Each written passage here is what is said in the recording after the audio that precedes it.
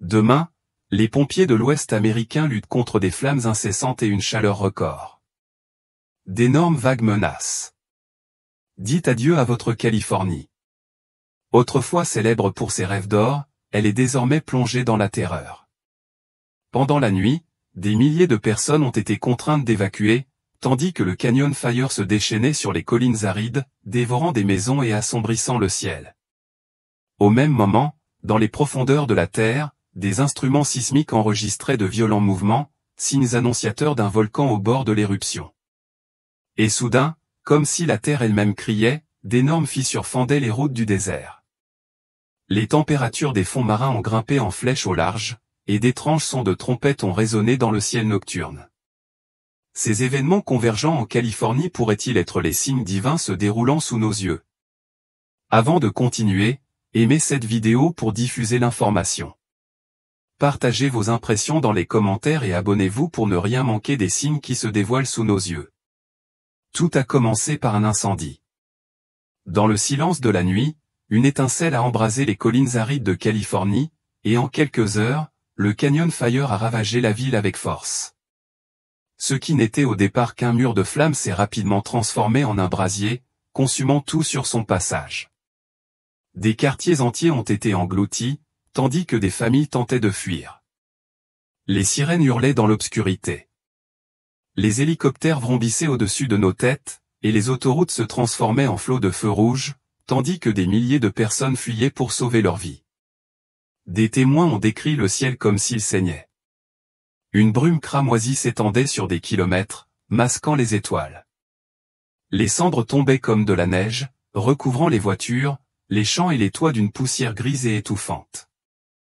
Pour beaucoup, l'atmosphère ressemblait moins à un incendie de forêt qu'à la fin du monde. Des mères portaient leurs enfants dans les rues enfumées. Les parents chargeaient ce qu'ils pouvaient dans des véhicules, et les personnes âgées étaient transférées vers des abris à mesure que les lignes de feu se refermaient. Les scientifiques ont averti que les incendies de forêt modernes ne sont plus ordinaires. Ils se transforment en tempêtes de feu, des brasiers si violents qu'ils se comportent comme des bombes, créant leur propre système météorologique. Les flammes s'élevaient à des centaines de mètres de hauteur, fouettées par des vents de force ouragan. Des flancs de collines entiers ont explosé d'un coup, comme touchés par l'artillerie. Les pompiers ont admis n'avoir jamais rien vu de tel, ce n'est pas juste du feu, a déclaré un capitaine chevronné. C'est un monstre vivant. La Bible parle de telles visions. Le prophète Joël a écrit, « Je ferai paraître des prodiges dans les cieux et sur la terre, du sang, du feu et des colonnes de fumée. » Joël 2h30. Alors que les Californiens contemplaient le ciel noirci et les énormes panaches de cendres, beaucoup murmuraient la même question obsédante. Ces flammes étaient-elles naturelles ou s'agissait-il d'avertissements divins? Pour ceux qui avaient les yeux rivés sur la prophétie, les parallèles étaient évidents. Le feu consumait la terre, la fumée obscurcissait le soleil, les nations tremblaient devant des forces qui les échappaient à leur contrôle. Ces images ne font pas seulement la une des journaux d'aujourd'hui, elles sont gravées dans les textes sacrés. La tempête de feu n'était pas seulement une catastrophe, c'était un signe, un rappel que la terre elle-même peut se retourner contre nous lorsque l'heure du jugement approche. Si un incendie pouvait éclater sans prévenir, que nous réservait-il d'autre sous la fragile croûte californienne? Si le ciel pouvait se colorer d'un rouge sang en une seule nuit, que se préparait la terre à déchaîner? Car le feu, aussi terrifiant fût-il, n'était en réalité que le premier acte. Les zones volcaniques de Californie, longtemps étudiées mais souvent considérées comme inactives, ont soudainement connu une activité alarmante. Les observateurs sismiques ont enregistré des essaims de petits tremblements de terre, des centaines de secousses qui ont secoué la région en quelques heures. Contrairement aux secousses soudaines d'un tremblement de terre ordinaire, il s'agissait de vibrations rythmiques et pulsatoires, tels les battements de cœur d'un géant en ébullition. Les scientifiques de l'Institut d'études géologiques des États-Unis ont lancé des alertes urgentes. Leurs instruments ont révélé une pression croissante dans les profondeurs de la croûte terrestre, tandis que le magma remontait lentement vers la surface. Un chercheur a admis, c'est exactement la séquence que l'on observe souvent quelques instants avant l'éruption d'un volcan massif. Dans les villages de montagne, les habitants ont ressenti le changement avant même que les experts ne puissent le confirmer. Les habitants ont signalé de profonds grondements qui faisaient trembler les fenêtres et la vaisselle. Certains l'ont décrit comme un grondement de tonnerre incessant sous leurs pieds. D'autres entendaient d'étranges bourdonnements à basse fréquence la nuit, des vibrations qui semblaient provenir du centre de la Terre. Les animaux domestiques s'agitaient, aboyant et hurlant sans raison. Des agriculteurs rapportaient que leur bétail refusait de paître près de certains champs, comme s'ils représentaient un danger invisible pour les humains. Puis les lumières apparurent à l'horizon. Des lueurs bleu pâle vacillèrent dans le ciel nocturne, trop constantes pour être des éclairs, trop étranges pour être artificielles. Les automobilistes sur des routes isolées s'arrêtèrent, scrutant les lointaines chaînes de montagnes où les feux cachés de la Terre semblaient respirer à travers les fissures de la croûte terrestre. Des vidéos apparurent en ligne. Des images tremblantes de téléphones portables montraient d'étranges lumières au-dessus des montagnes, accompagnées d'un grondement sourd. La panique s'est répandue. La Bible décrit avec force une telle scène. Dans le livre de Michée, le prophète déclara « Les montagnes fondront sous ses pieds, et les vallées se fendront comme la cire au feu, comme l'eau qui dévale une pente. » Michée 14. Pour beaucoup, la montée du magma et les montagnes tremblantes semblaient un écho direct de cette prophétie. La création elle-même tremblait, fondait, se préparant à quelque chose de plus grand que la science seule ne pouvait expliquer. Les médias ont tenté d'apaiser la peur en interviewant des géologues qui ont expliqué que le magma se déplace souvent sous terre sans atteindre la surface. Mais même ces assurances sonnaient creux, car l'ampleur de l'activité était sans précédent. Les chambres magmatiques montraient des signes d'inflation, gonflant comme un ballon sous pression. Les fumerolles près des crêtes volcaniques sifflaient plus fort que d'habitude. Des odeurs de soufre flottaient dans les vallées où il n'y avait pas eu d'incendie. Tout cela indiquait un système sous tension, une pression qui ne pourrait être contenue éternellement. Pour les Californiens qui venaient de fuir les incendies de forêt, l'idée d'une éruption volcanique était apocalyptique. D'abord le feu, maintenant la terre tremble et scintille. Et après ? A écrit un habitant sur les réseaux sociaux. On dirait la fin du monde. D'autres ont commencé à citer les Écritures, exhortant leurs voisins à se repentir, à prier et à se préparer à toute éventualité. Dans les abris d'évacuation, les pasteurs lisaient à voix haute le livre de Joël dans l'Apocalypse, avertissant que la terre elle-même témoignait de l'époque. Les scientifiques travaillaient sans relâche. Leurs modèles simulaient des zones d'éruption possibles. Le pire scénario imaginait des nuages de cendres projetant des graines dans l'atmosphère, obscurcissant le ciel pendant des semaines, clouant au sol des avions et empoisonnant les réserves d'eau par de fines poussières volcaniques. Les récoltes dépériraient, le bétail mourrait et des millions de personnes pourraient être déplacées. Pour un État déjà éprouvé par la sécheresse, les incendies et les tremblements de terre, un tel événement pourrait être d'une ampleur inimaginable. Pourtant, au-delà des données scientifiques, une vérité a marqué ce moment, des tempêtes de feu au-dessus, du magma en dessous, des mers qui se réchauffent au large et des sons de trompettes dans le ciel. La Californie ne vivait pas une catastrophe unique, mais une convergence de toutes. C'était comme si la terre, la mer et le ciel s'harmonisaient en chœur. Une harmonie effrayante, annonciatrice de quelque chose de plus vaste, se déployait. Alors que les gens contemplaient les montagnes briller faiblement dans la nuit, un frisson d'effroi parcourut l'État. Ce fut le moment où la terre se fendit enfin, libérant feu et cendres dans le ciel. La beauté de la Californie fut à jamais marquée par un cataclysme que même les scientifiques n'osèrent nommer. Tandis que les flammes continuaient de faire rage dans les collines et que les alarmes sismiques retentissaient dans les montagnes, les déserts californiens révélèrent leur propre vérité terrifiante. Dans les vallées de Moabi et de l'Impérial, de vastes étendues de terres arides, autrefois silencieuses, se sont ouvertes du jour au lendemain. Les autoroutes, qui avaient acheminé des flots incessants de voitures, ont été déchirées comme du papier. Des champs destinés à nourrir des milliers de personnes ont été découpés en sections irrégulières. Ces canaux d'irrigation se déformaient anormalement, déversant de l'eau sur la poussière. Les conducteurs qui rencontraient les premières fissures s'arrêtaient, incrédules. Certains décrivaient des fissures noires qui parcouraient l'asphalte, comme si la terre elle-même avait été arrachée. Des bords, de faibles volutes de vapeur s'élevaient, scintillant dans l'air frais du désert. Puis vint l'odeur, Une odeur âcre et suffocante de soufre qui collait aux vêtements et persistait dans l'air comme un avertissement. C'était comme se trouver aux portes de l'enfer, se souvenait un témoin. L'Institut d'études géologiques des États-Unis a rapidement déployé drains sur la région dans l'espoir de cartographier les dégâts. Ce qu'ils découvrirent défia toute croyance. Ces fissures n'étaient pas des cassures isolées causées par de légères secousses. Elles s'étendaient sur des centaines de kilomètres, certaines aussi droites que tracées par une règle invisible, d'autres sillonnant le désert en zigzag parfait. Les experts reconnurent qu'aucune faille naturelle connue ne pouvait expliquer une telle précision géométrique.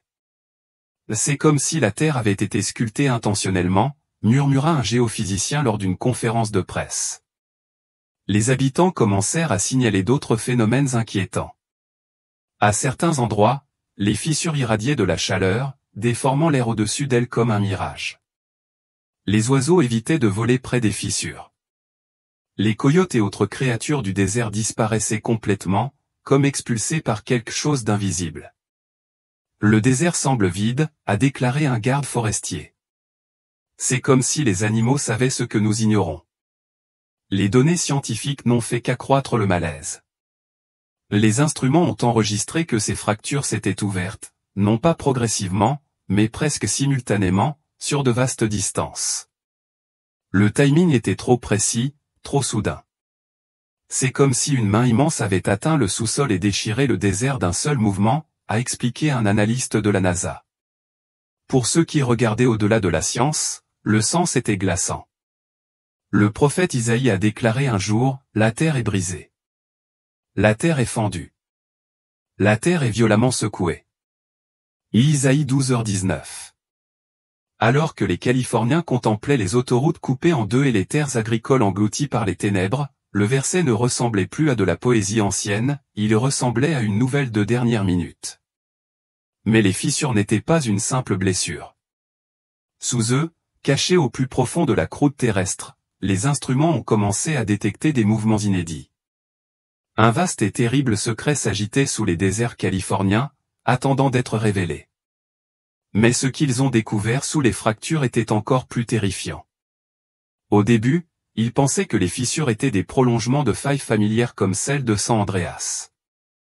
Mais lorsque les données sismiques sont arrivées, les schémas ont révélé une réalité bien plus sombre. Les secousses d'un tremblement de terre normal sont rapides, brutales, violentes, mais fugaces. Ce que les observateurs californiens ont enregistré était différent.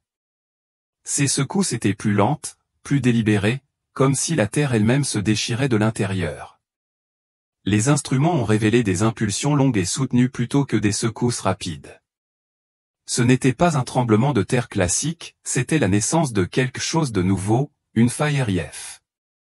Le mot lui-même a une portée apocalyptique. C'est ce qui se produit lorsque des continents se déchirent, ouvrant des plaies qui finissent par se remplir d'océans. Normalement, de tels processus se développent sur des millions d'années dans des régions reculées comme la vallée du Grand Rift en Afrique de l'Est ou la dorsale médio-atlantique. Mais en Californie, les mêmes forces semblaient s'accélérer en quelques semaines, voire quelques jours. Si la théorie s'avérait exacte, les implications seraient inimaginables. Une partie de la Californie, dont Los Angeles et San Diego, pourrait à terme se détacher de la plaque nord-américaine et dériver vers l'océan Pacifique, formant ainsi une nouvelle masse continentale. Ce que le monde connaît aujourd'hui sous le nom de côte ouest pourrait devenir une île séparée non par des raisons politiques, mais par le déchirement incessant de la Terre. Les signes en étaient déjà visibles. Les bornes topographiques installées dans tout le Mabi ont bougé de plusieurs centimètres en moins d'un mois, un changement qui prendrait normalement des décennies. Les canaux d'irrigation se sont tordus, les limites des terres agricoles se sont déformées et même des sections de routes principales ont pris des angles étranges. L'imagerie satellite a confirmé cette déformation.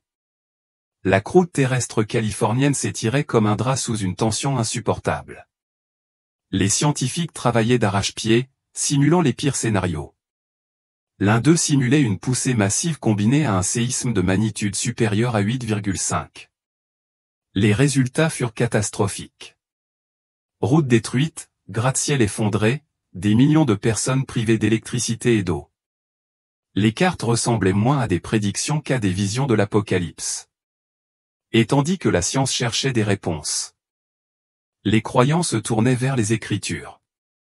Le prophète Noé déclara un jour, « Les montagnes tremblent devant lui, et les collines fondent. La terre tremble devant lui, le monde et tous ses habitants. » Nahum 15.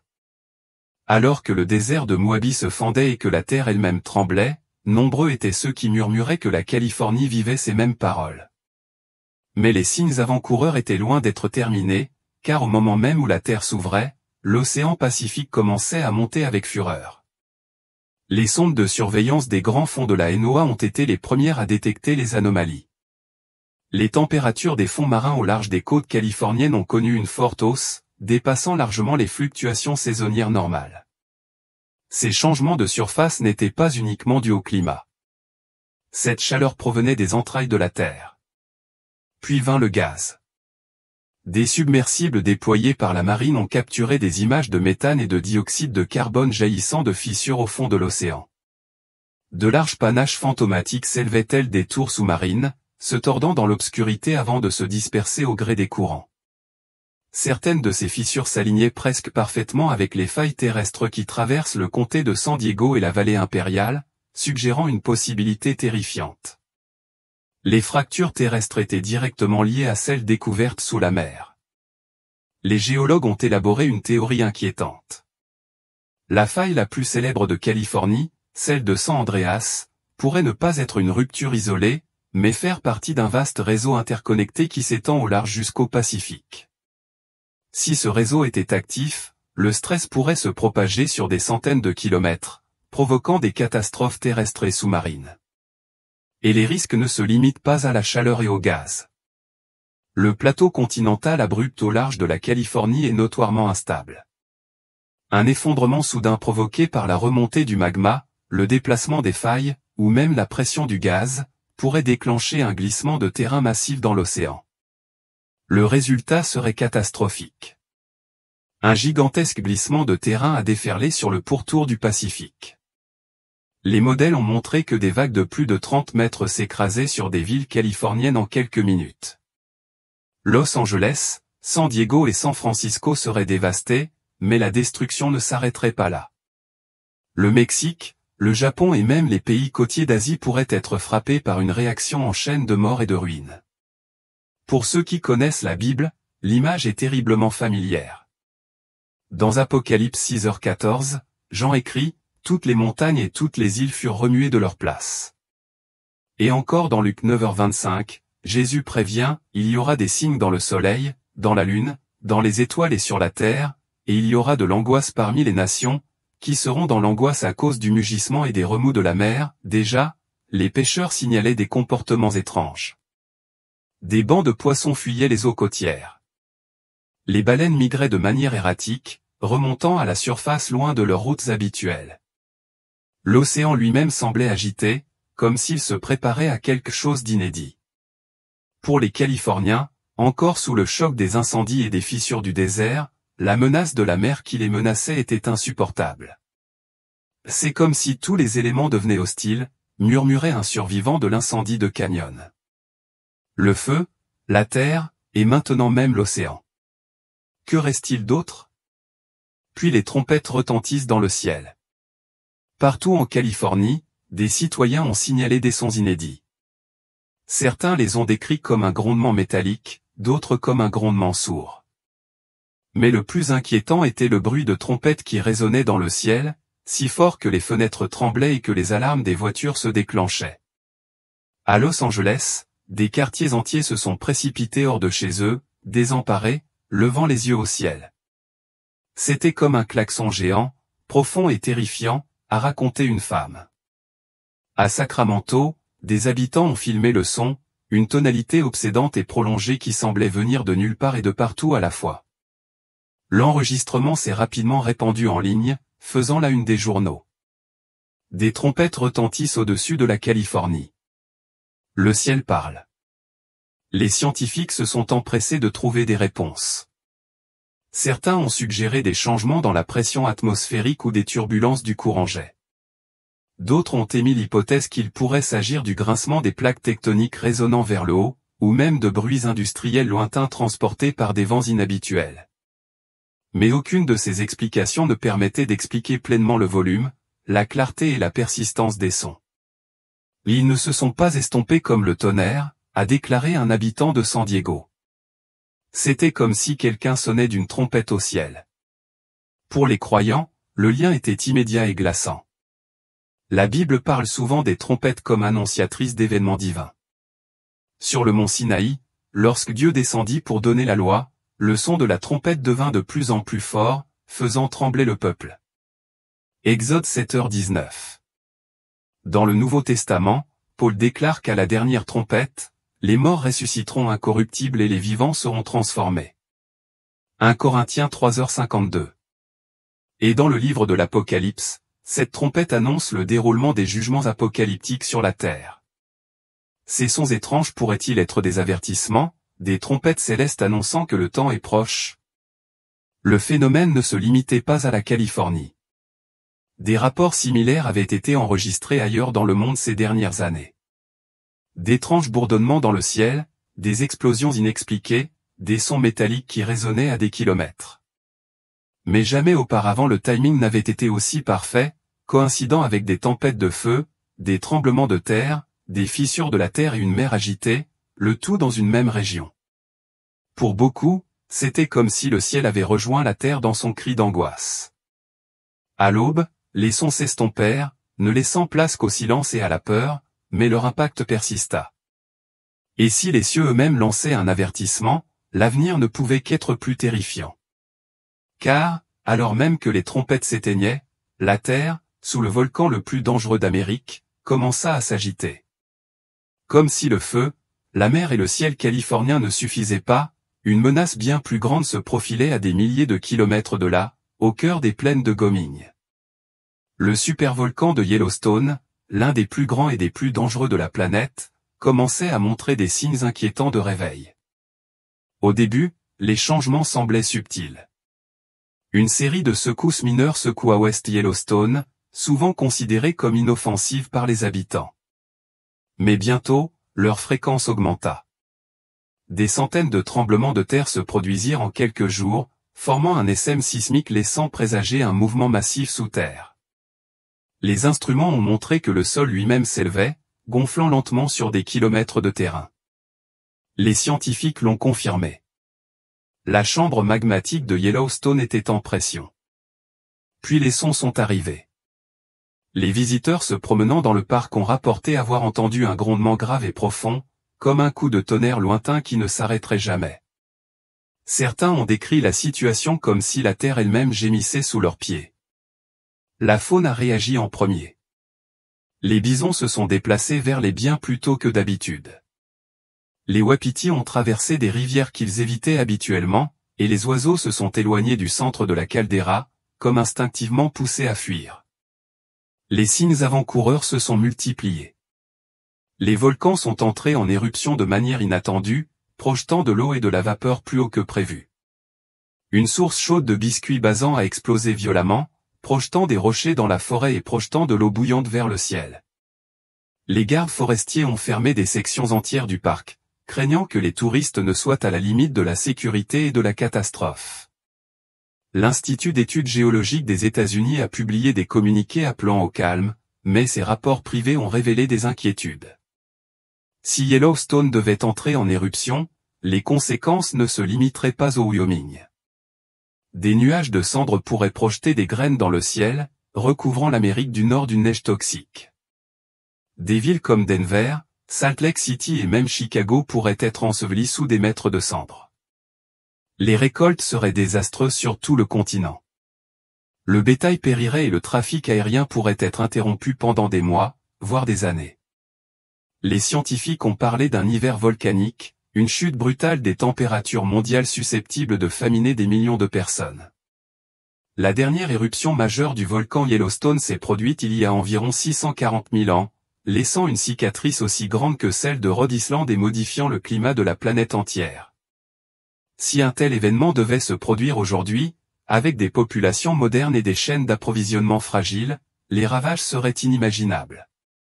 Pourtant, pour ceux qui interprétaient les signes à travers les Écritures, le tableau était encore plus sombre. Paul écrit dans Romains 8h22, « Nous savons que, jusqu'à présent, la création tout entière soupire et souffre les douleurs de l'enfantement. » Pour beaucoup, le gémissement du Yellowstone, la fuite des animaux et le tremblement de la terre étaient comme des cris de la création elle-même sous le poids de la prophétie. L'instant était incontournable. Le désert de Californie se fendait. Ses côtes tremblaient. Ses cieux résonnaient de trompettes. Et voilà que le plus grand géant endormi d'Amérique s'agita comme s'il répondait à l'appel. Chaque événement était terrifiant en soi. Ensemble, ils formaient une mosaïque d'avertissements trop clairs pour être ignorés.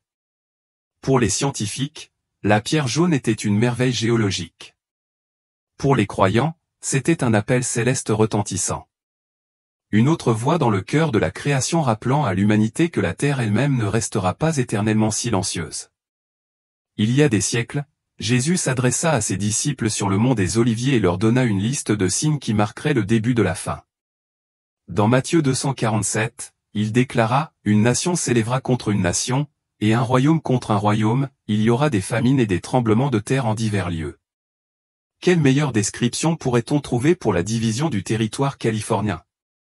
Le cœur tremblant de Yellowstone et la secousse ressentie dans toute la région du Pacifique. Le prophète Amos posa une question pénétrante, « Un malheur s'abattra-t-il sur la ville sans que Jéhovah ne l'ait provoqué » Amos 36. Les milliers de personnes fuyant l'incendie de Cano n'ont pas vu les routes se diviser. Ce verset résonnait avec une clarté glaçante. Ces événements terrifiants pourraient-ils être plus que de simples coïncidences? Il pourrait s'agir de signes orchestrés par Dieu pour réveiller un monde endormi. Et dans Apocalypse 4h18, la vision devient encore plus terrifiante.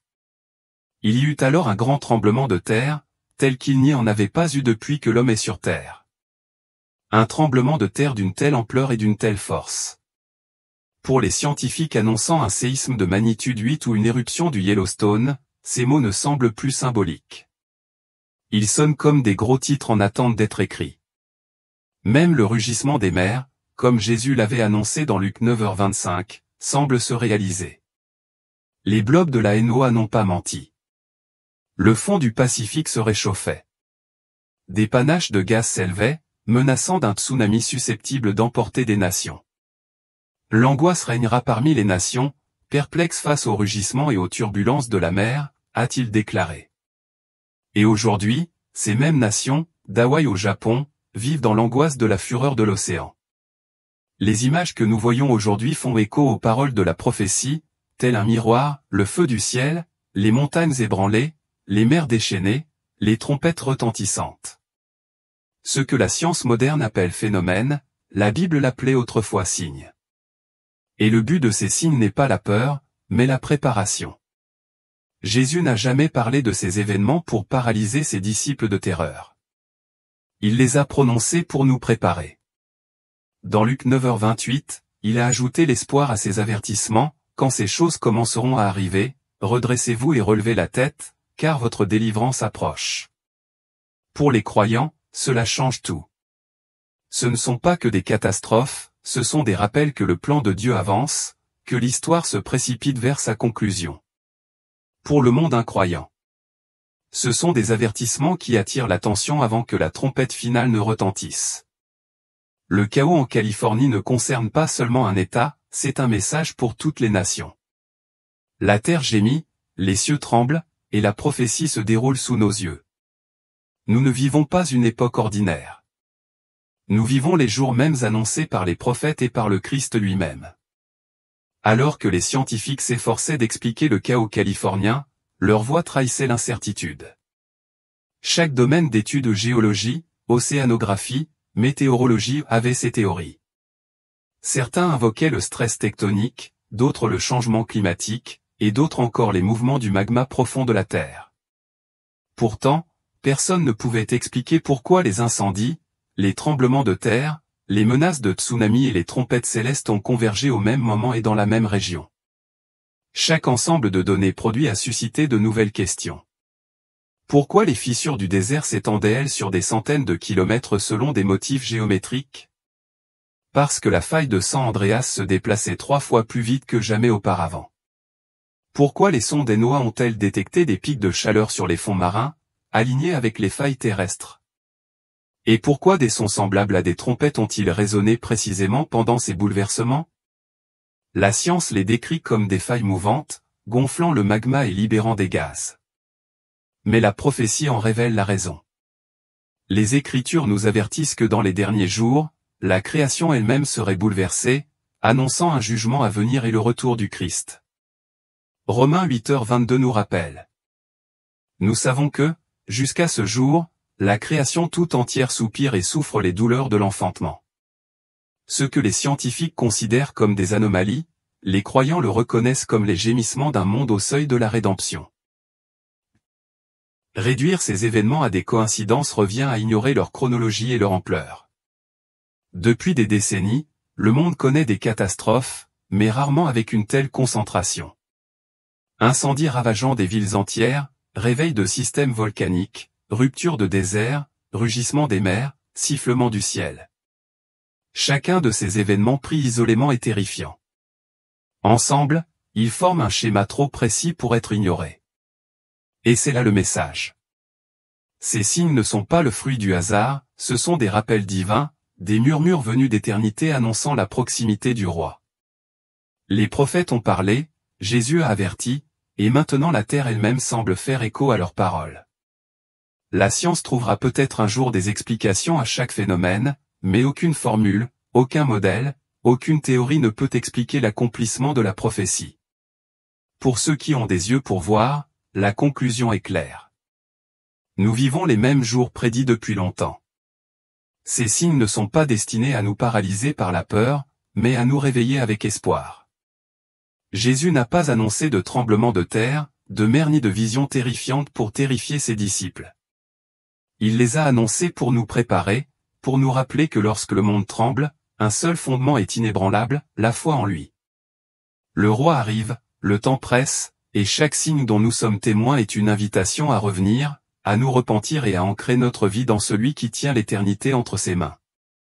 Avant de partir, prenez un instant. Aimez cette vidéo pour partager ce message urgent. Partagez vos impressions dans les commentaires ci-dessous et abonnez-vous pour ne rien manquer des signes qui se déroulent sous nos yeux. Merci de vous joindre à nous. Ensemble, nous resterons vigilants jusqu'à son arrivée. L'eau est si dense et riche en minéraux qu'elle ne ressemble pas du tout à de l'eau, mais plutôt à de l'huile d'olive mélangée à du sable. Pendant des décennies, aucun séjour en Terre Sainte ou en Jordanie n'était complet sans la photo d'un baigneur assis à la surface, lisant généralement un journal pour illustrer les incroyables propriétés de l'eau. La mer Morte, quant à elle, est un écosystème distinct et un baromètre sensible de l'état de l'environnement dans une région du monde où l'aridité du climat et la nécessité d'irriguer les cultures se sont combinées pour créer une pénurie d'eau permanente. Vous avez peut-être entendu dire que la mer Morte est en voie de disparition. On comprend pourquoi ce concept séduit les journalistes, mais il n'est pas tout à fait exact.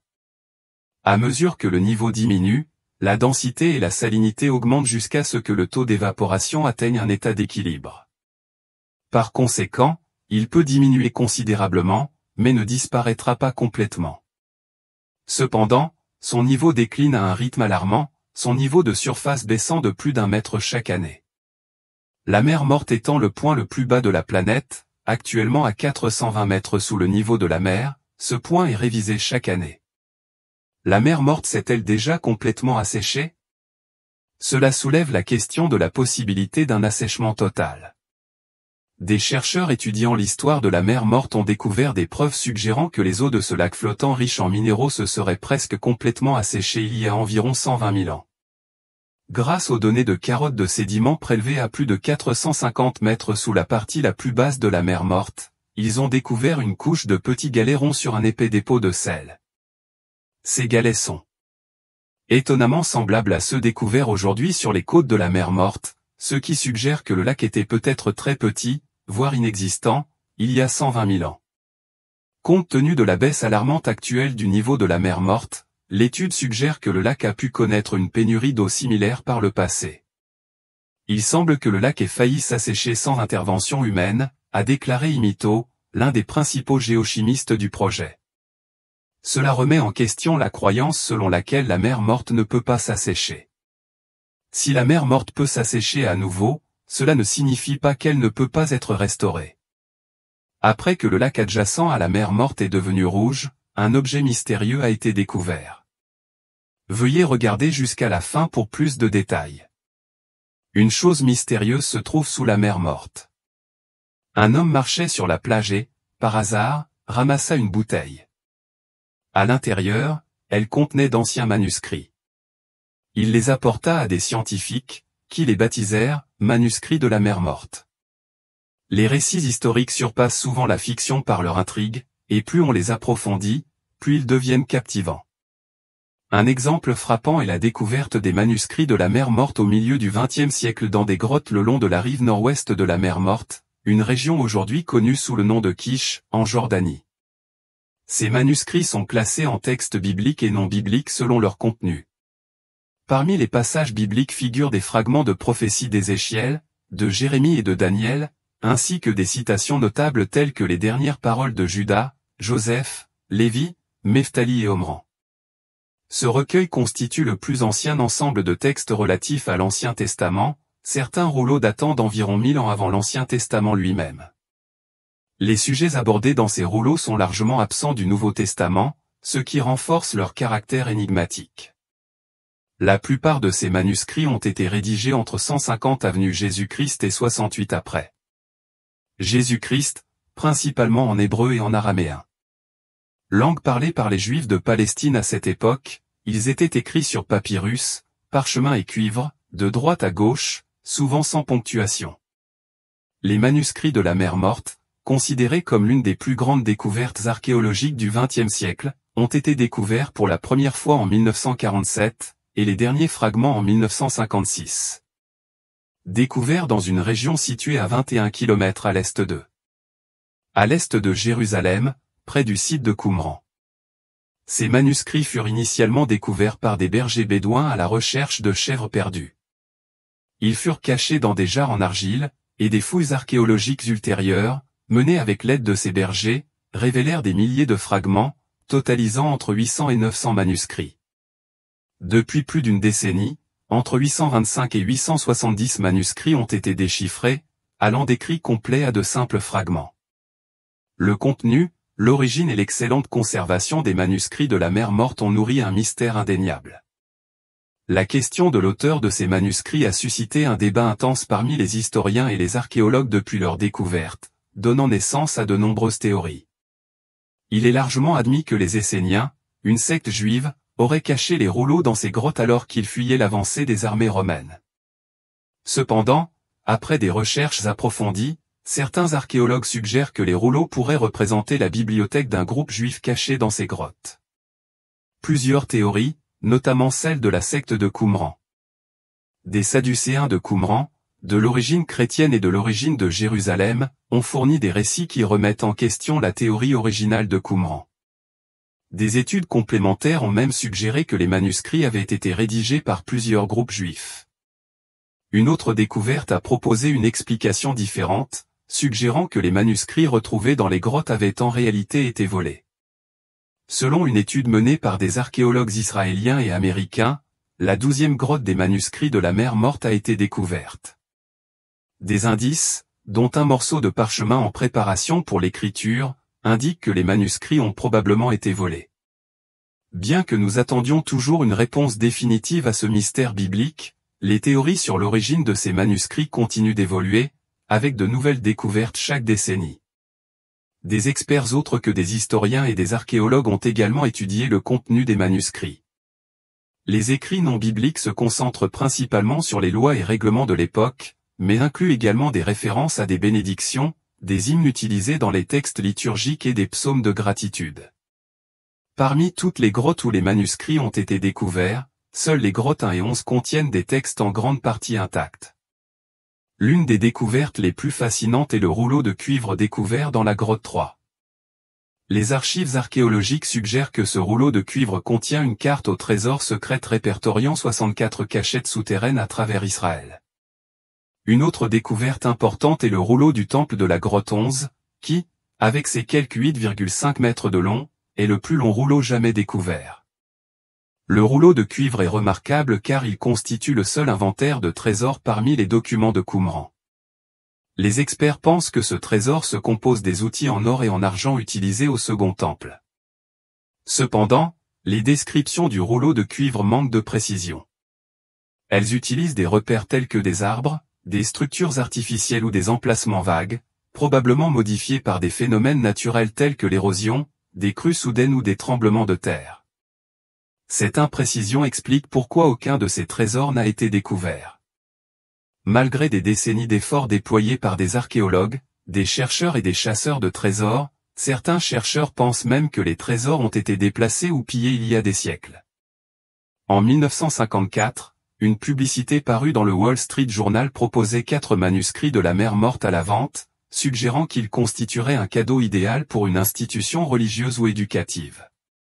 La plupart des manuscrits sont restés inédits et inaccessibles jusqu'en 1991, date à laquelle le gouvernement a rendu leurs photographies accessibles au public. Depuis, une grande partie de ces écrits a été traduite, révélant des informations qui ont considérablement modifié notre compréhension de certains des événements les plus importants de l'histoire mondiale. Cependant, ces écrits restent difficiles à comprendre pleinement. Un autre problème touche la mer Morte, ces énormes cratères. Ces cratères, qui peuvent s'étendre sur des hectares, se développent de manière presque mystérieuse, engloutissant tout ce qu'ils trouvent sur les terres proches de la mer Morte. Les communautés et les entreprises des côtes israéliennes et jordaniennes sont gravement touchées par ces dolines. Elles se forment lorsque les dépôts de sel laissés par le retrait de la mer s'effondrent en de vastes gouffres ou se dissolvent lorsque l'eau douce pénètre dans le sol, provoquant l'effondrement des terres. Certains de ces cratères sont énormes, mesurant jusqu'à 100 mètres de diamètre et 50 mètres de profondeur. Dans certaines zones, la région semble subir un tremblement de terre intense et prolongé. Le problème est devenu si grave qu'une station balnéaire de la côte de Cisjordanie a dû fermer après qu'une partie de ses installations a été engloutie par un gouffre. De même, une station-service israélienne a dû fermer lorsque la route voisine a commencé à se fendre, à s'effondrer et à se désintégrer. S'il n'y avait pas de doline il y a 40 ans, on en compte aujourd'hui plus de 5500 le long de la côte. On peut observer l'évolution géologique en temps réel. Selon le Dr Gilbert, du service géologique d'Israël, là où la marée s'est retirée, la croûte de sel sous vos pieds se solidifie et s'effrite comme du verre brisé. Grâce aux nombreuses routes en activité le long de la côte, les géologues améliorent leur capacité à prédire où se formeront les dolines. Cependant, le problème s'aggrave. Les dolines apparaissent plus rapidement et en plus grand nombre que jamais. Par exemple, on a recensé environ 700 dolines cette année, contre seulement quelques dizaines dans les années 1990. Le nombre croissant de dolines rend plus difficile toute décision concernant le niveau des eaux, car il s'agit d'une question scientifique et politique complexe. Il est temps de parler du salut divin. Pourquoi avons-nous besoin du salut? Nous, les humains, sommes confrontés à un grave problème. Nous sommes pécheurs et nous en subissons les conséquences, cœur et esprit corrompus, mort physique et, finalement, mort éternelle. Car le salaire du péché, c'est la mort. Romains 6h23. Pour résoudre ces problèmes, nous avons besoin du salut. Tout au long de l'histoire, les hommes ont cherché à s'améliorer et à mériter leur propre salut. Certains ont essayé de vivre selon des lois strictes. D'autres ont fait pénitence en effectuant des pèlerinages ou en se punissant. Mais tout cela est vain. Personne ne peut se sauver lui-même. Romains 3h20. Il est impossible de se justifier devant Dieu selon nos propres termes. Nous avons besoin d'un sauveur. Qui peut nous sauver? Dieu a tant aimé le monde que Dieu le Fils s'est fait homme pour le sauver. Jean 12h47. Lui-même était sans péché, mais il a pris sur lui le péché de l'humanité. Romains 5h21. Il a souffert et est mort à leur place. Sa mort peut nous racheter des transgressions que nous avons commises. Hébreux 9h15. C'est pourquoi il est appelé à juste titre notre Sauveur, Jésus-Christ. Voir, par exemple, 2 Timothée 1h10. Comment pouvons-nous être sauvés? Quiconque croit en Jésus-Christ est justifié par sa grâce, comme un don. Romains 3h24, Éphésiens 28. Quiconque invoque le nom du Seigneur sera sauvé. Romains 10h1. Nous n'avons pas besoin d'apporter quoi que ce soit de notre propre chef, ni de bonnes œuvres, ni de prétendue justice. Être sauvé n'est pas un processus difficile, mais il exige de reconnaître notre propre incapacité et notre foi en Jésus-Christ à croire et à recevoir. Que signifie être sauvé? Le salut signifie que la culpabilité du croyant est payée par Jésus et donc pardonnée, mais cela signifie plus encore. Le salut, c'est une vie nouvelle, la libération du pouvoir du péché. 2 Pierre 29. Et d'une relation renouvelée avec Dieu. Les croyants ne sont plus esclaves de Satan, mais enfants de Dieu. Cela conduit à la sanctification, c'est-à-dire à ressembler de plus en plus à la bonté de Dieu et donc de moins en moins à la méchanceté de Satan. Lisez, par exemple, Éphésiens 24h7, où Paul s'exclame, « Mais Dieu, qui est riche en miséricorde, à cause du grand amour dont il nous a aimés, nous qui étions morts par nos offenses, nous a rendus à la vie avec Christ. C'est par grâce que vous êtes sauvés, et ensemble nous sommes sauvés. Il est ressuscité. Et il nous a fait asseoir dans les lieux célestes en Jésus-Christ, afin de montrer dans les siècles à venir l'infinie richesse de sa grâce par sa bonté envers nous en Jésus-Christ. La création elle-même sera sauvée.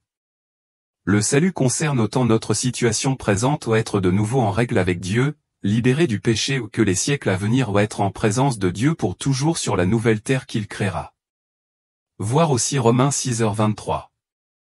Car finalement, la création elle-même sera libérée de l'esclavage de la corruption. Romains 8h21.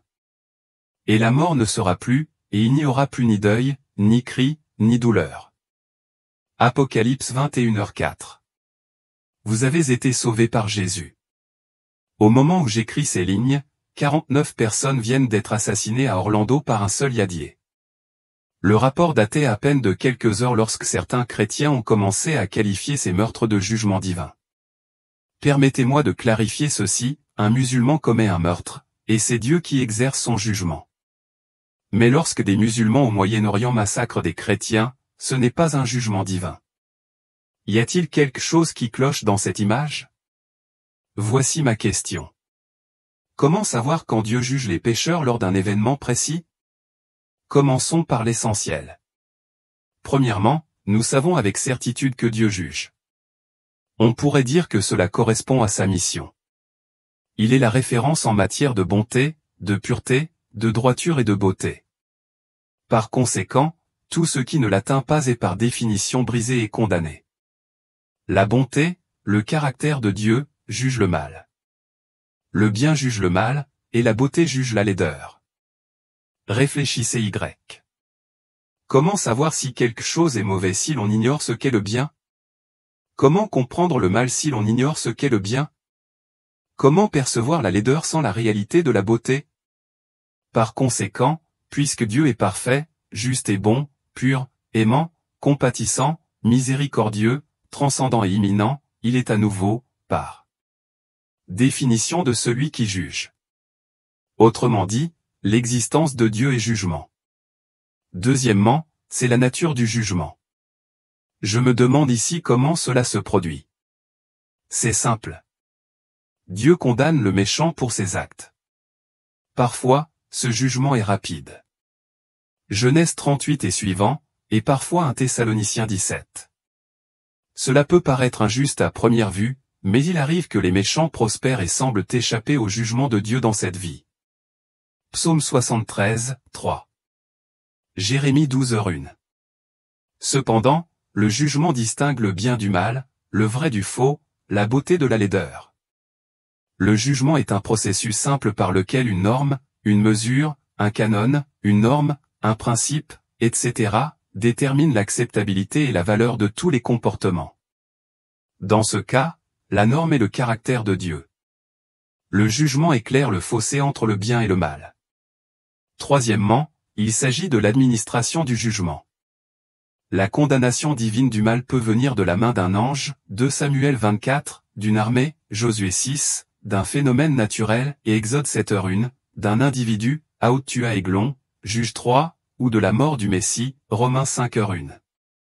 Et rappelez-vous, Dieu a jugé la nation d'Israël aux mains des Égyptiens, des Babyloniens et de milliers d'autres nations. Dieu nous juge même. Dans Luc 9h1, Jésus a averti, il y aura de grands tremblements de terre, des famines et des pestes en divers lieux, ainsi que des terreurs et de grands signes dans le ciel. Ce n'étaient pas des phrases creuses, c'étaient des indices pour ceux qui étaient disposés à écouter. Tous les signes ne seraient pas du feu et du tonnerre. Certains seraient des gémissements, d'autres seraient ressentis, mais invisibles. Le psaume 77 offre un parallèle troublant. La voix de ton tonnerre était dans la tempête. Des éclairs sillonnèrent le monde. La terre trembla. Ces sons mystérieux pourraient-ils être les sons aigus d'un mouvement divin? Une secousse spirituelle se manifestant par des ondes sonores que nous comprenons à peine. D'autres pensent que la terre ne fait que refléter ce que le ciel déclare, que la création n'est pas passive. Répondez à Dieu. Tremblez devant sa voix et gémissez maintenant, non pas de destruction, mais d'anticipation. L'Amérique entendrait-elle le battement de cœur du jugement avant qu'il n'arrive? Ces sons seraient-ils la dernière berceuse de la terre pour une génération endormie? Quelle que soit la réponse, le bruit ne s'éteindra pas. Le phénomène grandit, se propage, et personne ni scientifique, ni sceptique, ni saint n'a réussi à le faire taire.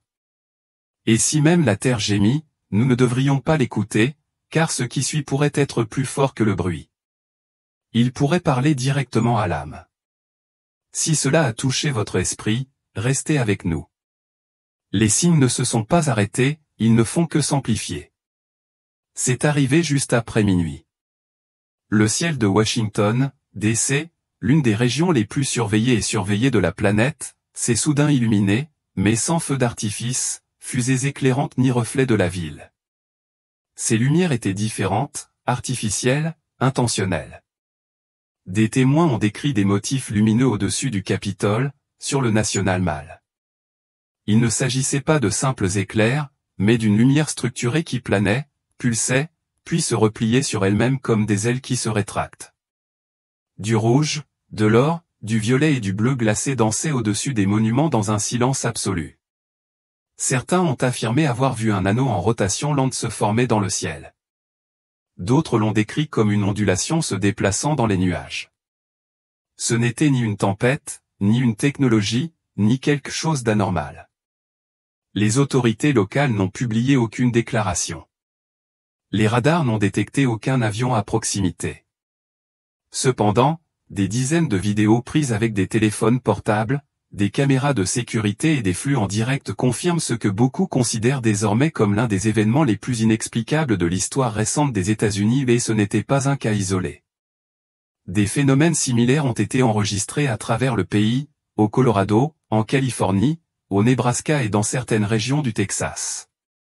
Dans une vidéo, un orbe lumineux descend lentement en spirale au-dessus d'un quartier de banlieue, projetant des ombres nettes comme un second soleil. Dans une autre, un éclair aveuglant éclate dans le ciel au-dessus d'une plaine désertique, suivi d'un silence total. Pas de tonnerre, pas d'avion, juste de la lumière, puis plus rien. Et dans la plupart des cas, ces phénomènes apparaissent sans prévenir et disparaissent sans laisser de traces. Pour le croyant, ces événements évoquent une mélodie familière. Le livre de Joël 2, 30-31 contient cette promesse obsédante: je ferai paraître des prodiges dans les cieux et sur la terre, du sang, du feu et des colonnes de fumée. Le soleil sera changé en ténèbres et la lune en sang avant l'arrivée du jour grand et redoutable de Jéhovah. Ces étranges manifestations pourraient-elles faire partie de cette promesse? Certains scientifiques évoquent des anomalies météorologiques. D'autres évoquent des essais militaires, des satellites ou des drones expérimentaux, mais en l'absence de preuves ni traces radar, ni signatures sonores, ni activité officielle, les explications s'effondrent. Au contraire, quelque chose de plus ancien se murmure parmi les églises, les sentinelles et ceux qui savent écouter. Il s'agit peut-être d'avertissements divins, pas encore destructeurs, mais dramatiques, que les cieux commencent à parler. Et non avec des mots humains. Matthieu chapitre 24 prédit un temps où le signe du Fils de l'homme apparaîtra dans le ciel et où des éclairs jailliront des temps ouest, sous les yeux du monde entier. Ce que nous voyons aujourd'hui pourrait-il être le prélude à un tel événement? La répétition silencieuse de quelque chose de bien plus grand. L'ancienne prophétie pointait toujours vers le ciel. Quand la terre se refroidit, quand les cœurs s'endurcissent, le ciel commence à révéler ce que les hommes ont passé sous silence sur terre. Dans les psaumes, il est dit, les cieux racontent la gloire de Dieu, et le firmament proclame l'œuvre de ses mains. Non pas une fois, ni au hasard, mais constamment, jour après jour, nuit après nuit. Mais lorsque cette proclamation devient trop éclatante, trop précise, trop synchronisée, nous devons nous demander, s'agit-il encore d'une déclaration de gloire générale ou est-ce devenu un appel à l'attention spécifique? À une époque où l'Amérique est aux prises avec la vérité, la division et le désespoir, peut-être les cieux nous rappellent-ils quelque chose que nous avons oublié, qu'il existe un trône plus grand, un royaume plus grand et une lumière plus grande à découvrir. Se prépare à descendre. Toute lumière du ciel ne vient pas de l'homme. Certaines appartiennent aux cieux, d'autres à celui qui les a créées. Tous les signes n'apparaissent pas dans le ciel. Certains émergent de la terre, d'abord silencieusement, puis sans équivoque. Tandis que les Américains levaient les yeux, surpris par d'étranges lumières dans le ciel, d'autres commencèrent à regarder vers le bas et virent quelque chose d'encore plus inquiétant. Les rivières, autrefois claires et insignifiantes, coulaient désormais rouges ni troubles ni poussiéreuses, mais rouges, profondes, épaisses et résolument symboliques. Au cœur du Texas, un petit lac près d'un camp de bétail s'est teinté de pourpre pendant la nuit. À leur réveil, les habitants ont découvert la rive tachée et épaissie, comme dans un rêve ou un avertissement. Quelques jours plus tard, dans l'Ohio, une étroite rivière traversant des terres agricoles s'est transformée en un ruban rouge, effrayant habitants et autorités. Dans les deux cas, des équipes environnementales ont été dépêchées, suggérant la présence d'algues, d'oxyde de fer, peut-être d'eau de ruissellement provenant d'une usine voisine, mais les analyses se sont révélées peu concluantes. Les niveaux de minéraux étaient incohérents et, à certains endroits, totalement absents. Les explications étaient incomplètes. Le timing était étrange. Les couleurs étaient trop vives, les événements trop isolés pour suivre un schéma clair, mais trop similaires pour être ignorés. Ceux qui connaissaient les Écritures ne pouvaient s'empêcher de se rappeler que dans Exode 7, Dieu transforma le Nil en sang, non pas par un tour de passe-passe de la nature, mais en signe de jugement divin contre une nation qui refusait de l'écouter. Ce fleuve a aussi nourri un peuple qui avait tourné le dos à la vérité.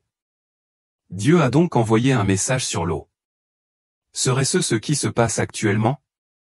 L'Apocalypse nous annonce que dans les derniers jours, les fléaux reviendront. Non seulement comme des échos du passé, mais plus puissants, plus dévastateurs. Ces étranges eaux rouges, bien que locales pour l'instant, semblent un avant-goût, un avertissement de quelque chose de plus grand encore à venir. Certains scientifiques proposent des réponses rationnelles, mais les croyants posent des questions plus profondes, même si elles sont expliquées. Pourquoi maintenant? Pourquoi dans ces lieux? Parce que dans une nation dont la monnaie portait autrefois l'inscription « En Dieu nous croyons », mais qui semble aujourd'hui de plus en plus en conflit avec sa vérité. Ces fleuves pourraient-ils être une métaphore moderne du sang du Christ? Un rappel du prix payé et du jugement qui suit le rejet? La couleur rouge n'est pas fortuite. Elle évoque l'alliance, le sacrifice, la rédemption, mais aussi la colère. Peut-être ne s'agit-il pas simplement de pollution ou d'algues. Peut-être la terre crie-t-elle à nouveau. Peut-être les fleuves reflètent-ils une réalité spirituelle, où le péché est profondément ancré et où l'appel à la repentance n'a jamais été aussi urgent. L'Épître aux Hébreux nous rappelle que sans effusion de sang, il n'y a pas de pardon. L'Apocalypse nous rappelle que la colère de Dieu ne se déverse pas sans prévenir. Le Seigneur envoie toujours des signes avant le tremblement. Et peut-être, ces signes se manifestent-ils jusque dans nos propres contrées. Si cela a touché votre cœur, si vous sentez qu'il ne s'agit pas de simples coïncidences, mais de signes, alors ne vous détournez pas. Dites-nous ce que vous en pensez dans les commentaires ci-dessous. Partagez vos impressions. Partagez ce que vous avez vu. La terre tremble, l'eau parle, et le temps presse. Retournons au parc national de Yellowstone. Pour la plupart des visiteurs, c'est une merveille de la nature. Des lacs bouillonnants, des sources chaudes scintillantes et des forêts à perte de vue. Mais sous cette beauté se cache l'un des supervolcans les plus puissants de la planète, capable de modifier non seulement le paysage, mais aussi le climat mondial. Les scientifiques mettent en garde depuis longtemps contre les conséquences d'une éruption aussi violente du Yellowstone. Les conséquences ne se limiteraient pas aux États-Unis, elles seraient catastrophiques à l'échelle mondiale. Si le volcan entrait en éruption, ce serait bien plus qu'un spectacle de feu et de fureur. Le ciel s'assombrirait, non pas de nuages, mais de cendres. Des millions de tonnes de gaz sulfureux seraient libérés dans la haute atmosphère, formant une épaisse couche autour de la planète. Ces minuscules aérosols agiraient comme un pare-soleil, diffusant la lumière du soleil et provoquant une baisse des températures mondiales pouvant atteindre 10 degrés Celsius. Il ne s'agirait pas d'une simple période de froid. Les experts estiment que ce froid pourrait durer des décennies. Un hiver aussi long entraînerait des pertes de récoltes sur presque tous les continents. Les récoltes pourriraient dans les champs, les chaînes d'approvisionnement alimentaire s'effondreraient et des migrations massives se produiraient, les pays étant aux prises non seulement avec la faim, mais aussi avec le chaos. Des économies entières pourraient s'effondrer, des villes devenir inhabitables et des guerres pourraient éclater pour des raisons de céréales, d'eau, voire de hausse des températures. Ce serait un bouleversement mondial sans précédent. Mais aussi terrifiante que puisse paraître cette perspective, la question la plus importante ne concerne pas les cendres ou la glace, mais leur finalité. S'agit-il simplement d'une caractéristique naturelle au potentiel explosif? Font-ils partie de l'équation divine? On retrouve un schéma récurrent dans toute la Bible. Dieu ne reste pas silencieux face à la rébellion. Il lance des avertissements. Il ébranle les cieux, il ébranle la terre, mais pas pour détruire. Il le fait pour réveiller les cœurs. Dans Amos 4, Dieu parle à son peuple à travers les calamités. La famine survient, puis la sécheresse, les maladies attaquent les récoltes, les villes sont détruites. Et après chaque événement, Dieu répète un refrain glaçant, « Mais vous n'êtes pas revenus à moi ». Le jugement n'est pas arbitraire, c'est un appel à la réconciliation, un appel final avant la séparation. L'Amérique vit-elle la même histoire? C'est une nation richement bénie, une terre d'abondance, d'opportunités et d'héritage spirituel. Mais ces dernières décennies, le pays s'est égaré. La vérité a cédé la place à la commodité. Le respect a cédé la place à l'indifférence. Et bien que le pays conserve le souvenir de sa renaissance, sa trajectoire actuelle s'est encore éloignée du Dieu qu'il avait autrefois béni. La menace de la pierre jaune est peut-être plus que géologique, peut-être est-elle symbolique, une montagne silencieuse ayant le pouvoir de soumettre des empires.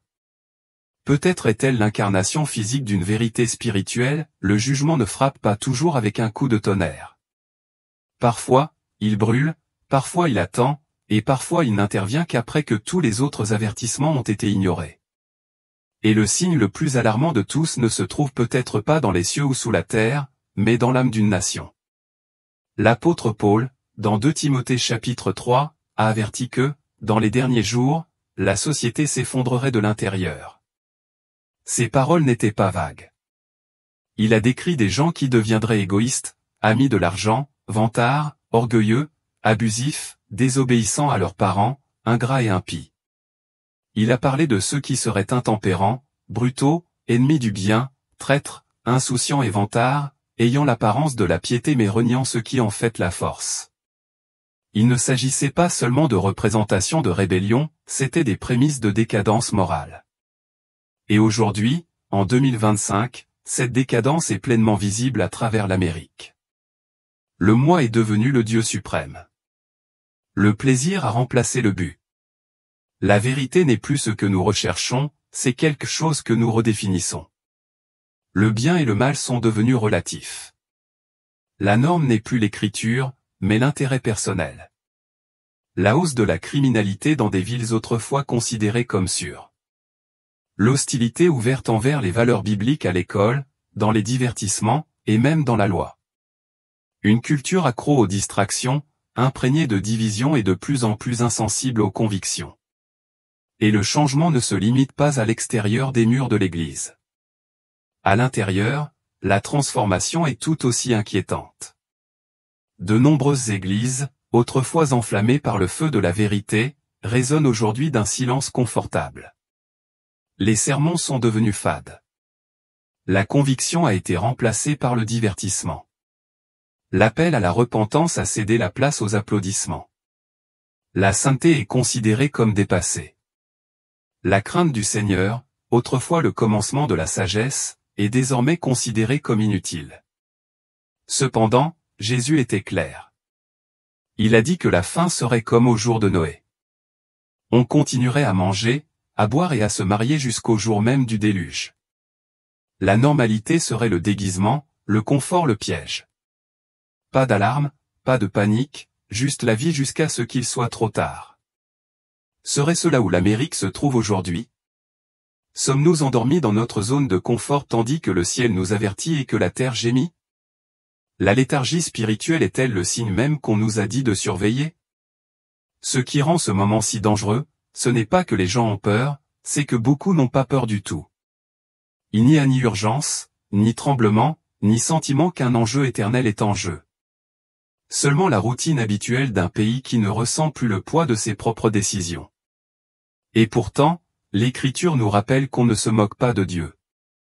Ce que nous semons, nous le récolterons. Une nation qui sème la rébellion en subira les conséquences. Une église qui sème le compromis récoltera la faiblesse. Une génération qui passe sous silence la vérité finira par se retrouver dans le silence. Mais même au cœur du déclin, il subsiste encore un reste. Des voix crient encore. Des cœurs brûlent encore pour la justice. Il y a encore ceux qui savent que le jugement commence dans la maison de Dieu et que la repentance doit aussi y commencer. Nous ne pouvons pas nous permettre d'ignorer ce qui se passe autour de nous.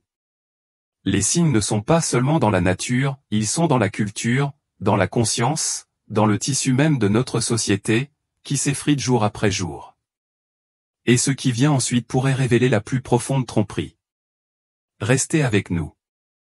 Le prochain signe ne viendra peut-être pas de la terre ou du ciel, mais du lieu même que nous appelons sacré. Bien avant que les algorithmes ne façonnent les économies et que les systèmes numériques ne régissent les comportements, une femme aveugle des Balkans évoquait une époque qui allait mettre à l'épreuve la définition même de l'humanité. Baba Vanga, l'énigmatique mystique bulgare, prétendait avoir entrevu des fragments du futur. Parmi ces nombreuses prophéties, l'une d'elles se distingue par sa pertinence croissante, un avertissement spécifiquement lié à août 2025, un mois qu'elle décrit comme un tournant pour le monde. Dans ses écrits et ses récits oraux, elle décrit un moment où l'humanité serait contrainte de choisir entre deux avenirs. L'un guidé par l'humilité et la vérité spirituelle, l'autre dominé par les machines, l'intelligence artificielle et une quête impitoyable de contrôle. La phrase qu'il aurait prononcée, « Serez-vous encore humain ?» résonne plus fort que jamais à une époque où la technologie progresse plus vite que la conscience. Aujourd'hui, sa vision relève moins du mysticisme que de l'actualité. L'intelligence artificielle ne se contente plus d'automatiser les tâches, elle transforme la pensée, reconfigure l'attention et réécrit le langage. Des interfaces révolutionnaires sont testées. Les entreprises de biotechnologie explorent les utérus artificiels. Les systèmes de monnaie numérique évoluent vers une traçabilité complète et des contrôles programmables. Même les émotions sont étudiées pour être manipulées grâce à l'apprentissage automatique. Ce que Vanga prévoyait n'était pas un simple appareil ou une catastrophe, mais un changement fondamental. Une époque où l'humanité, dotée d'outils d'une puissance immense, envisagerait de remplacer l'âme par quelque chose de synthétique.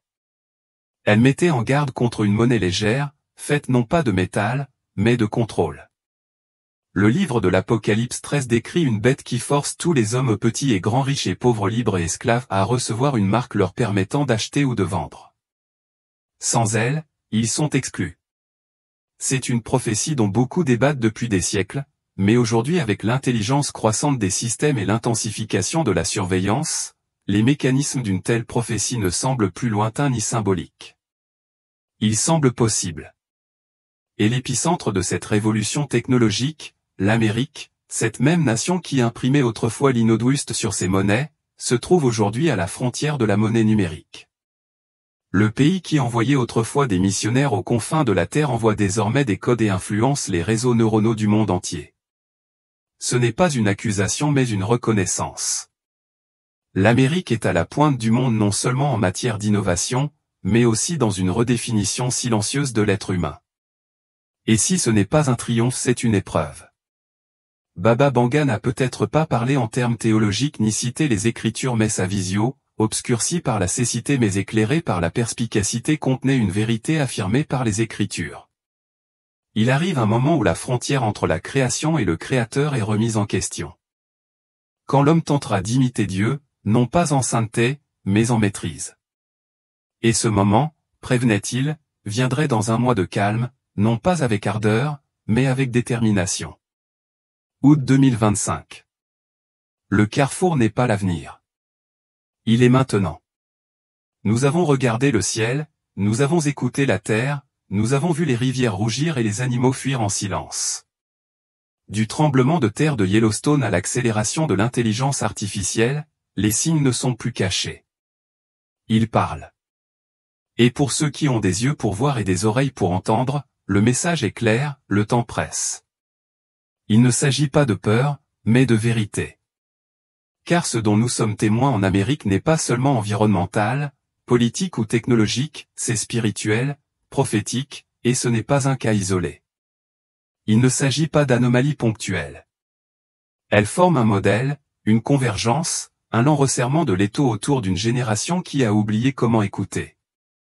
Les Écritures nous disent que dans les derniers jours, les hommes seraient endormis, distraits par le plaisir, réfractaires à la vérité, focalisés sur le visible et aveuglés par l'Éternel. Jésus a averti que la dernière génération serait comme l'époque de Noé, elle mangerait, boirait et se marierait jusqu'à ce que le déluge vienne les emporter. Non pas parce qu'ils étaient mauvais en action, mais parce qu'ils étaient endormis en esprit. Et maintenant, l'Amérique se trouve à un seuil similaire. Nous sommes assurés de ne plus avoir de temps. La terre tremble déjà, le ciel change déjà, le tissu moral s'effondre déjà et les systèmes de contrôle se renforcent déjà. Mais même dans le jugement, Dieu offre sa miséricorde. Même lorsque la terre gémit, le ciel attend toujours. Le Seigneur ne tarde pas à accomplir sa promesse, mais il est patient, ne voulant voir personne périr, mais voulant que tous parviennent à la repentance. Cette porte de grâce est toujours ouverte, mais elle ne le restera pas éternellement.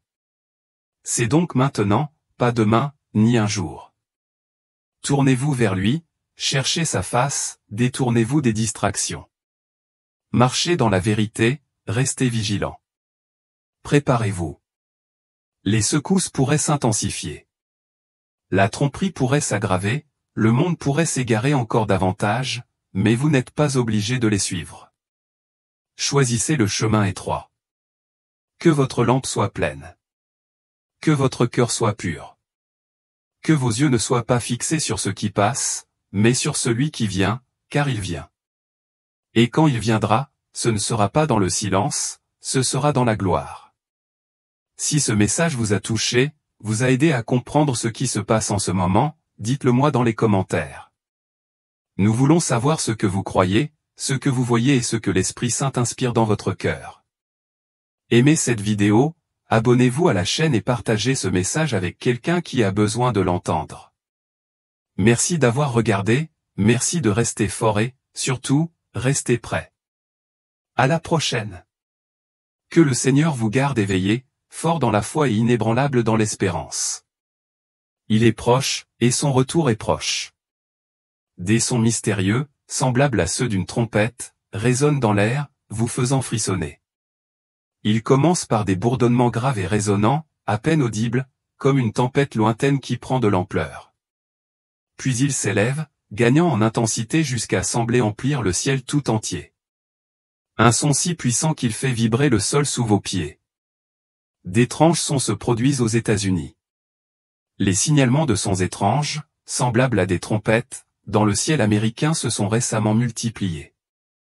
Des vidéos sur les réseaux sociaux ont capturé ces bruits inquiétants dans plusieurs États. Des forêts de l'Oregon aux rues animées de New York, des témoins ont décrit ces sons comme métalliques, résonnants et presque orchestraux, durant plusieurs minutes avant de s'estomper. Ces phénomènes ont intrigué les scientifiques et perturbé les citoyens. Nombreux sont ceux qui y ont vu le signe d'un phénomène extraordinaire ou mystérieux.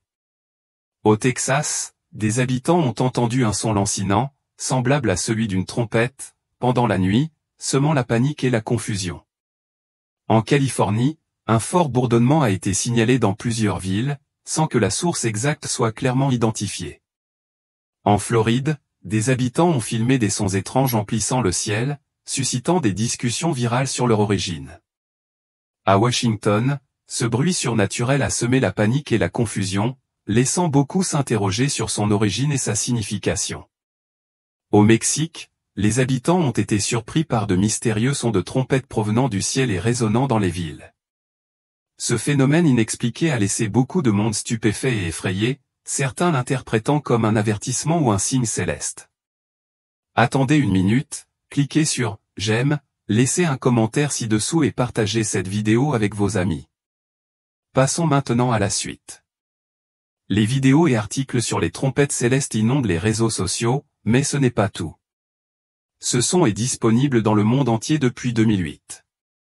Ce phénomène ne se limite pas aux États-Unis. Des bruits mystérieux ont été signalés dans le monde entier, ajoutant encore au mystère. Parmi les cas les plus célèbres en France, des habitants de Saint-Domingue ont signalé des sons puissants, semblables à des trompettes, semblant venir du ciel. Les réseaux sociaux ont été inondés de vidéos de l'événement. En Finlande, un bourdonnement profond et résonnant a été entendu sur les plages, déconcertant scientifiques et habitants. En Angleterre, d'étranges bruits de trompettes se font entendre les jours de tempête, suscitant des spéculations quant à leur origine. Le problème est que personne ne connaît la source de ces sons, et ces phénomènes planétaires suggèrent un phénomène plus vaste et interconnecté qui défie toute explication simple. Alors, quelle est la cause de ces sons? D'où viennent-ils? La plupart, voire la totalité, des vidéos de trompettes célestes circulant en ligne sont probablement des contrefaçons. Il est relativement facile de manipuler un son et de produire une vidéo montrant un groupe d'amis regardant le ciel, visiblement stupéfaits. Cependant, toutes les explications ne suggèrent pas une tromperie. Certains suggèrent que les sons pourraient avoir une origine industrielle ou militaire. Par exemple, une ville canadienne a attribué les prétendues trompettes célestes entendues dans son quartier au bruit des ouvriers municipaux effectuant l'entretien d'équipements lourds. Parallèlement, Internet regorge de théories du complot impliquant des projets gouvernementaux secrets comme HAARP et le projet Blue Beam. Ces théories spéculent surtout, de la manipulation du climat et des armes à micro-ondes aux plans élaborés pour simuler la seconde venue du Christ dans le cadre d'un plan visant à établir un nouvel ordre mondial. C'est probablement la partie que vous souhaitez le plus entendre, les trompettes célestes, une explication spirituelle. Certains interprètent les mystérieuses trompettes célestes comme ayant une signification spirituelle et cherchent une explication spirituelle à leur origine. Certains considèrent ces sons comme démoniaques, croyant qu'ils sont destinés à semer la peur et la confusion, orchestrés par les forces de Satan. D'autres perçoivent le phénomène comme divin, les interprétant comme des avertissements annonçant que l'humanité vit les derniers jours. Les trompettes occupent une place importante dans les événements bibliques. Lorsque Dieu donna la loi sur le mont Sinaï, sa présence fut marquée par un son de trompette très fort qui fit trembler tout le camp. Exode 7h1. Le son s'intensifia, devenant de plus en plus fort. Verset 19. À l'enlèvement, la trompette sonnera. Les morts ressusciteront incorruptibles, et nous serons transformés. 1 Corinthiens 3h52. Jésus a annoncé qu'à son retour, il enverrait ses anges avec la trompette retentissante, et il rassemblerait ses élus des 4 vents. Matthieu 12h31. De plus, Jésus a prédit des événements terrifiants et de grands signes célestes. Luc 9h1. Pendant la tribulation, les 7 anges qui avaient les 7 trompettes, Apocalypse 8h6, annonceront de nouveaux jugements sur la terre à chaque coup de trompette. Apocalypse 8h9. Certains qualifient les trompettes célestes de trompettes de l'Apocalypse, croyant qu'elles annoncent la fin des temps. Cependant, ces sons ne peuvent être la dernière trompette mentionnée dans 1 Corinthiens 3h52, puisque l'enlèvement n'a pas encore eu lieu. Ils ne peuvent pas non plus être les 7 trompettes de l'Apocalypse, puisque la tribulation n'a pas encore commencé. D'un point de vue biblique, les explications les plus plausibles concernant les trompettes célestes sont qu'il s'agit de phénomènes naturels ou artificiels. Ces sons pourraient être provoqués par des farceurs, des modifications du champ magnétique terrestre, voire un projet mondial secret. En fin de compte, leur véritable origine demeure inconnue. Bien que la signification des trompettes célestes par rapport à la fin des temps soit incertaine, la Bible enseigne que les jours précédant l'enlèvement seront marqués par une méchanceté croissante. 2 Timothée 3h14. Et par une tromperie généralisée. 1 Timothée 4h1, 2 Timothée 4h3, Jude 1h18. Examinons de plus près les événements marquants qui façonnent notre monde en constante évolution. Difficile de ne pas ressentir un mélange d'émerveillement et d'appréhension face à d'étranges phénomènes qui continuent de se produire autour de nous. Nombre de ces événements défient toute explication, ce qui soulève des questions, sont-ils le signe avant-coureur d'un événement capital? Pour ceux qui perçoivent la main de Dieu à l'œuvre, ces événements sont à la fois une source d'inspiration et d'avertissement, insufflant un sentiment d'urgence. Nous assistons à l'accomplissement d'une prophétie biblique. Les changements rapides de notre monde exigent vigilance et préparation pour affronter l'avenir. C'est une période d'incertitude, mais aussi une période pleine d'espoir. Si ces signes sont authentiques, ils peuvent servir d'appel à l'humanité pour s'unir dans la prière, rechercher l'intervention divine et puiser la force dans la foi. Examinons de plus près les événements remarquables qui se déroulent dans notre monde en rapide mutation. Difficile de ne pas se sentir à la fois captivé et troublé par les phénomènes étranges qui nous entourent. Nombre de ces incidents défient toute explication, ce qui amène certains à se demander s'ils annoncent un événement important à venir. Pour ceux qui interprètent le monde à travers une perspective spirituelle, ces événements sont à la fois étonnants et inquiétants, suscitant un sentiment d'urgence. Ces événements pourraient-ils indiquer que nous vivons une époque annoncée par les prophéties bibliques? Les transformations rapides qui se produisent autour de nous suggèrent qu'il serait sage de se préparer à l'avenir. Nous vivons une période pleine d'épreuves et de potentiel. Si ces signes sont véritablement divins, ils pourraient servir d'appel à l'humanité pour s'unir dans la prière et rechercher la guidance céleste. Des événements mystérieux se produisent. Un incident intrigant se produit à Burbank, en Californie, où un homme nommé José Moral capture des images qui laissent beaucoup s'interroger sur leur signification. Une nuit, alors qu'il filmait le ciel, Moral remarque une étrange silhouette qui semble descendre des nuages. S'exprimant en espagnol, il demanda à sa famille si cela pouvait être le retour de Jésus, tel que décrit dans le livre des Actes. Les Galiléens dirent, « Pourquoi restez-vous là à regarder vers le ciel? Ce Jésus, qui a été enlevé au ciel du milieu de vous, reviendra de la même manière que vous l'avez vu y aller. » Acte 1h1. Alors que Moral continuait d'enregistrer, de brillants faisceaux de lumière illuminaient soudain le ciel nocturne. Une photographie révéla plus tard une silhouette mystérieuse parmi les nuages, l'amenant à s'interroger sur la nature de ce dont il avait été témoin. Cet incident évoqua des images de l'Apocalypse, où Jean décrit un ange puissant descendant du ciel couvert de nuages, un arc-en-ciel au-dessus de sa tête, le visage rayonnant comme le soleil et les jambes comme des colonnes de feu. Apocalypse 10h1. L'événement de Burbank déclencha une curiosité générale.